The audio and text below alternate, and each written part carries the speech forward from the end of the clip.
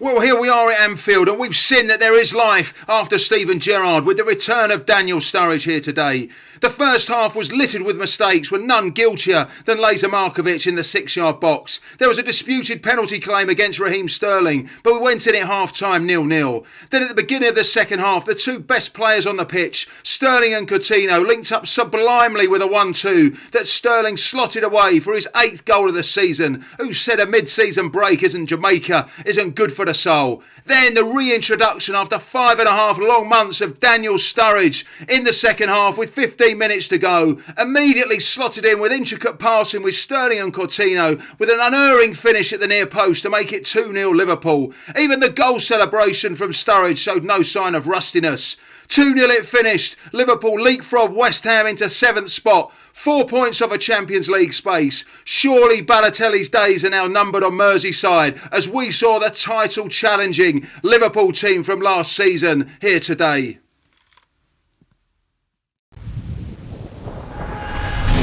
We can't overstate just how difficult this is, because you could get a question that completely throws you, but you've still got to solve. Yeah, but what you've got to do, you've got to see it through your eyes only. You don't see it through the commentator's eyes, it's your eyes, and that's where you have to elaborate and make sure you're hitting the right notes as well. There you go, chaps. It's all about your opinion. Picked up by Tony Dorigo. Knocks it down. Yeboah for save! Oh! Tony Yeboah with a screamer! Kevin Clarke, what do you think about that? Incredible scenes here at Ellen Road. Ghanaian international Tony Yeboah bagged his 16th goal in his first 18 starts for Leeds. He's a snippet 3.4 million. Dorigo launched the ball in. A flick from Rod Wallace under limited challenge from Matteo. It looped towards Yeboah. None of us could have expected what happened next. He adjusted his body shape and smashed the ball right foot volley. 30 yards out like an Exocet missile, smashing in off the underside of the crossbar. The winner of the Bristol People's Pundit Heat here at the V-Shed with the Carlsberg fan squad and TalkSport is Kevin Clarke! Many congratulations, Kevin. Well done, Kevin. Well done. Shakes hands with Bobby Gould. A very popular winner here at the V-Shed. Let's have a quick word with you first of all. How does that feel? Wow, that is a buzz. I really didn't think I was going to make it. It was so tight, and seeing you guys talk for so long about it was amazing. And obviously all the guys here, it was just tight, wasn't it? A real close one.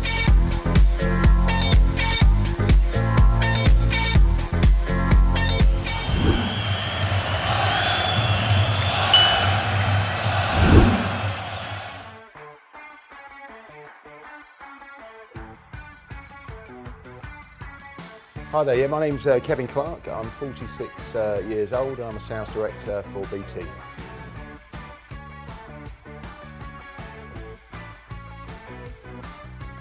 Yeah, I was actually, I was in my kitchen, my daughter was logged on to the laptop, and that's when I first heard about the People's Pundit, because I'd left the TalkSport website up and running, and it came up as a competition. And it just immediately took me back to being a kid, wanting to do commentating, interviews and stuff like that, and I thought I just fancy giving it a go. 1 minute, get it up there on YouTube, which I've never used before, and my daughter helped me out with that. We got it loaded and we were off and running. Being at Wembley Stadium today, to be walking around the pitch, doing the tour, all the things we've gone through today and the tasks that we're taking on board, it's just been amazing. To win it for me, it's like a bucket list moment. I mean, I mentioned earlier, I used to do this sort of stuff as a kid, but I've then gone on and had, I suppose, a bit of a career in corporate life, and this to me is a step back into doing something that I always wanted to do and never have done, so it would be just incredible. Yeah, for Brighton, it's been a really tough year. They've had 2 years where they managed to get into the playoffs, which is a fantastic achievement, for a newly promoted side. But this year it's been a relegation battle all the way. We felt we were out of it. Great appointment with Chris Hughton, really experienced in that division, of what he's done with Newcastle and Norwich, taking them out. But we've had a dip again. So we're not out of the woods yet. 2 games to play, and we've got to play 2 guys going for automatic promotion in Watford and Middlesbrough. So a tough year and still a lot to happen.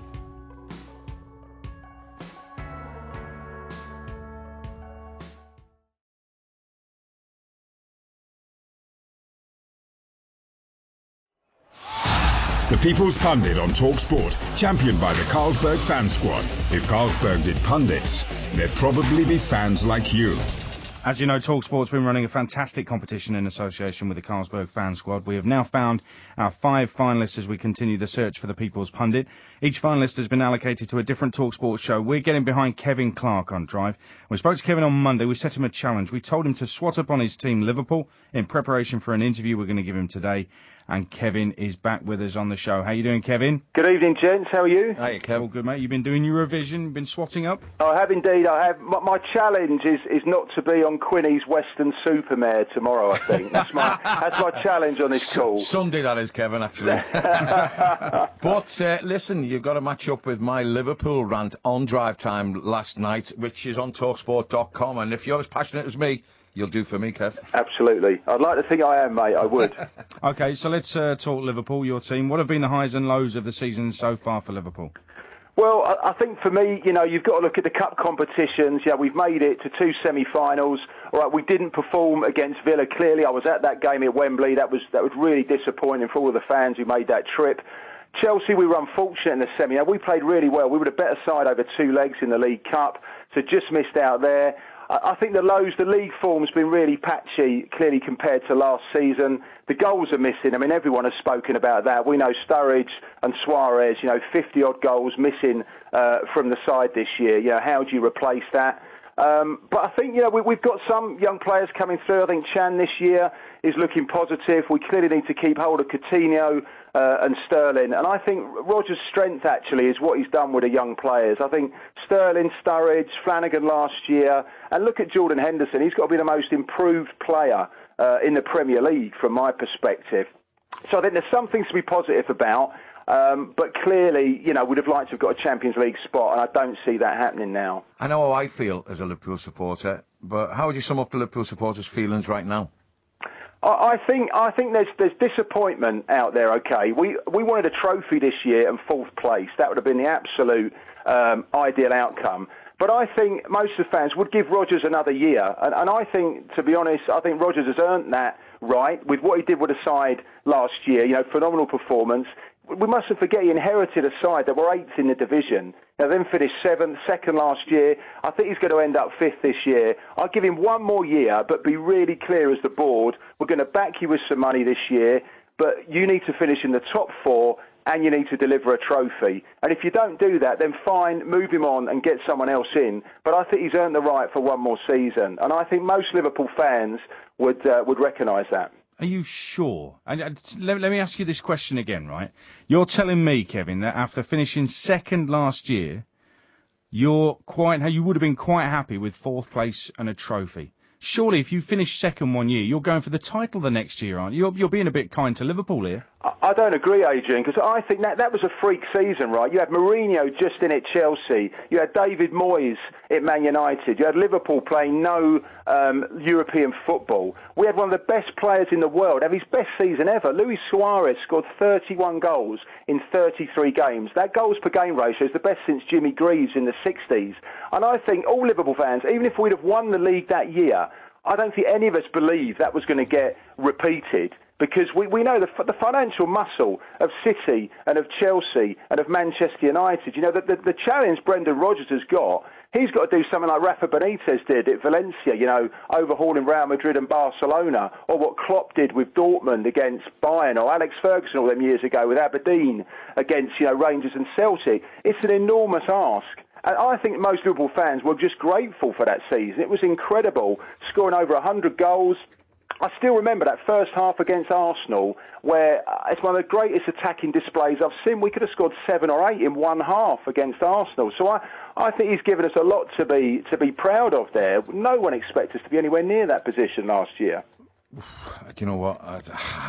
I'm with Adrian. he's broke a record 3 years. The only manager to go 3 years without a trophy. Yeah. So there's one record he shouldn't be proud of.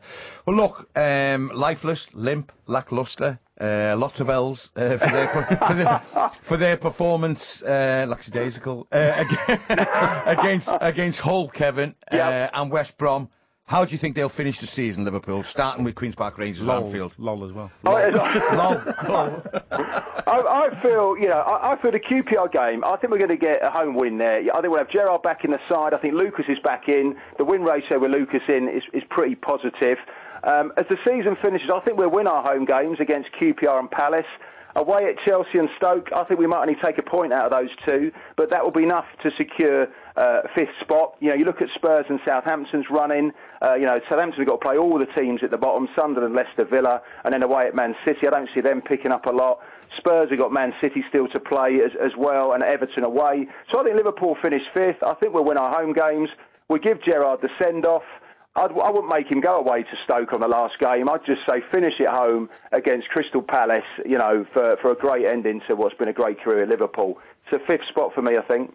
Well, I tell you what, Kevin, you are the most optimistic. Even more optimistic than me. I've spoken to this season. That is amazing. And your scratching around for positives at the start there was something out of this world. So I think you spoke very fluently, a lot of insight. Always need something a little bit different. Got to back it up with evidence, and you've certainly done your best to do that. So I couldn't stop listening to you. I thought it was brilliant. So great job there, Kevin. Challenge 1 is complete. The judges are going to listen back soon. But are you confident with how it went? You happy with how it went? I'm happy with how it went. I could have gone for another 10 minutes, Adrian, but I know time is short. Have I succeeded in my objective, Quinny, of not being on Western Supermare? Yes, you have, yeah. You spoke with a lot of passion. I'm not convinced about that. I'm going to wait for Sunday to see what he does. We'll speak to you again on Monday, Cheers, Kevin. When we'll set the next challenge for you. So over the next few weeks, our expert panel of judges, including Ray Parler and Jeff Stelling, will be scrutinising the finalists across these challenges. And you get to have your say too. We want you to vote for Kevin.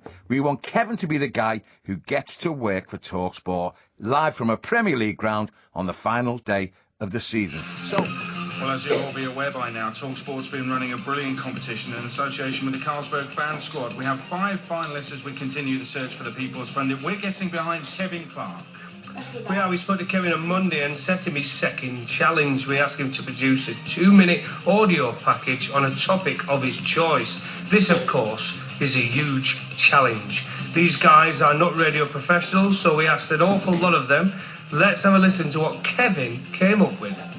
Football is the world's most popular sport, played by 270 million people. So I wanted to explore the real experiences of footballers who played the game, past, present and future. Damien Webber was a professional footballer in the 90s. Injury cut short his career at the age of just 29. Went from non-league, Bognor Regis, expecting maybe to play the odd game. I ended up on the bench at Highbury playing against Arsenal in the FA Cup in a replay. Came on for about 35 minutes, absolutely petrified, but it was, a great experience. Unfortunately, my career ended when I injured my knee in a training ground tackle. They took me to a couple of specialists, and the second one was very brutal. Just said, you'll never play again. I caught up with Bournemouth captain Tommy Elphick just a few weeks before their incredible journey to the Premier League was completed.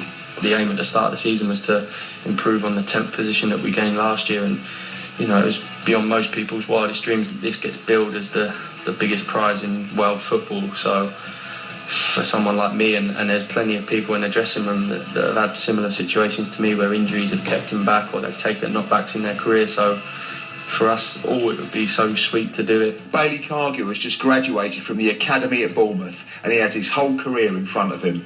100 kids, and we all played in 7-a-side matches, and there was all the scouts on the side ticking off who they wanted, and obviously I was lucky enough to get chosen, and at the end they sat everyone down and said, 2 of you from this, everyone sat down, we'll make it as a professional footballer, and that always stuck with me. This season I think my career could go anywhere, like where I want it to go. I think if I work hard and put my effort in, I could potentially play in the Premiership week in, week out, and maybe represent my country at senior level. I think there's no limits really.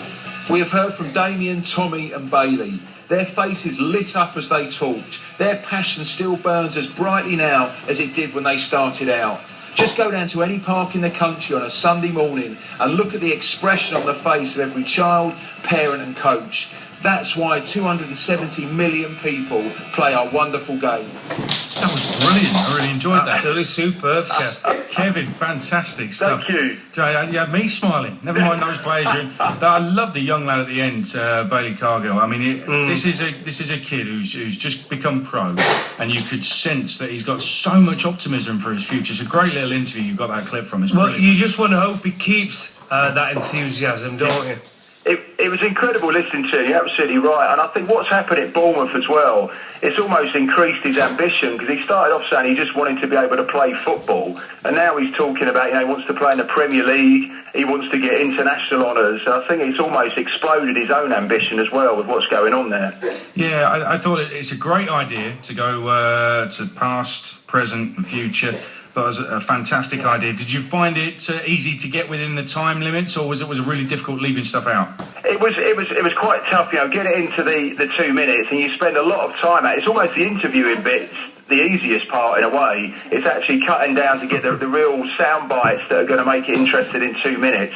That was the challenge. But the guys were brilliant as well. I mean, they gave me a lot of their time, all three of them, at short notice, which was tremendous. And getting the Bournemouth guys with what's happened there was fantastic.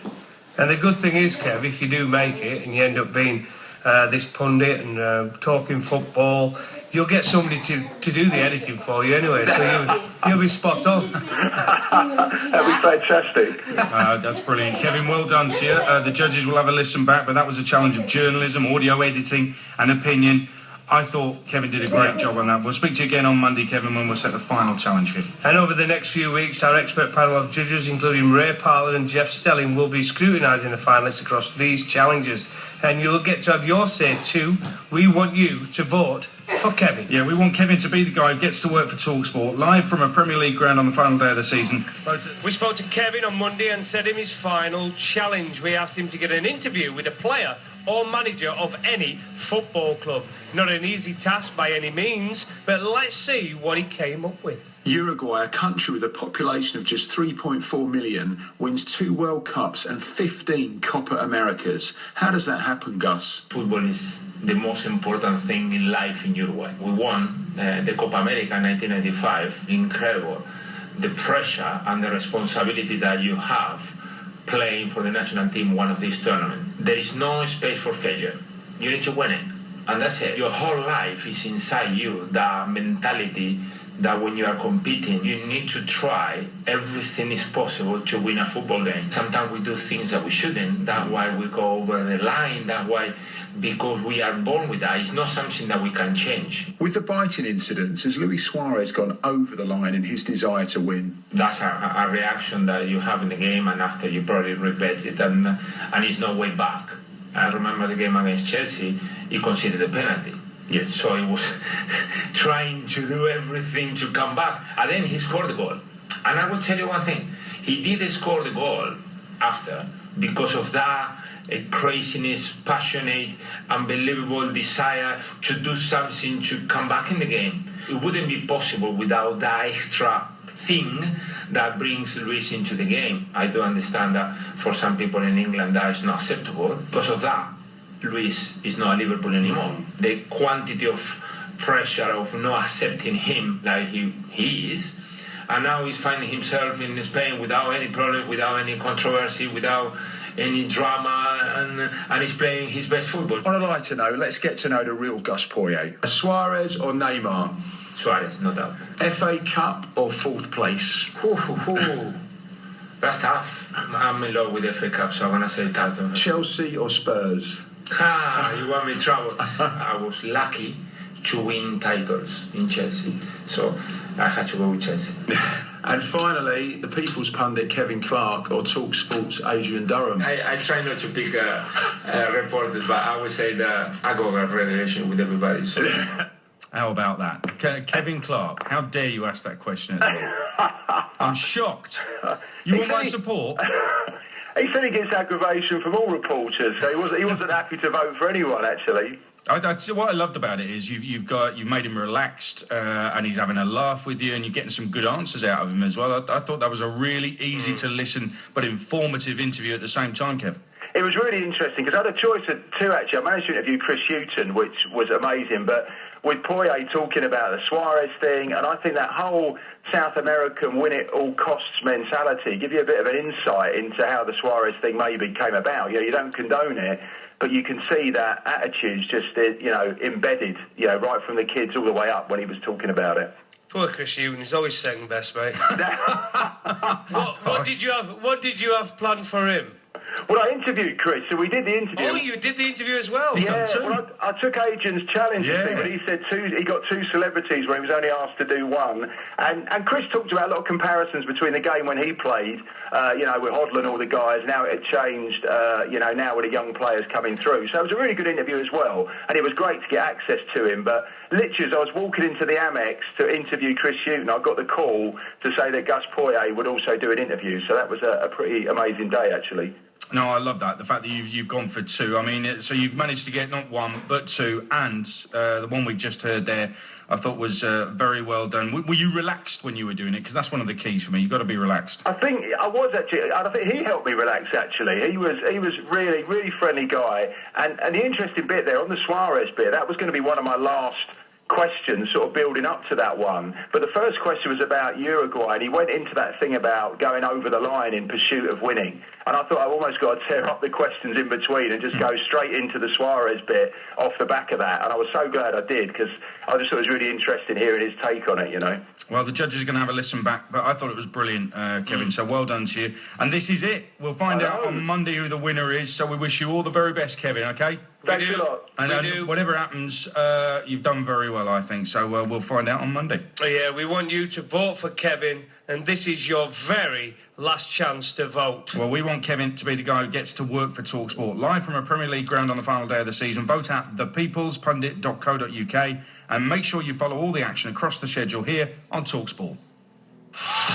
The People's Pundit on TalkSport, championed by the Carlsberg Fan Squad. If Carlsberg did pundits, there'd probably be fans like you.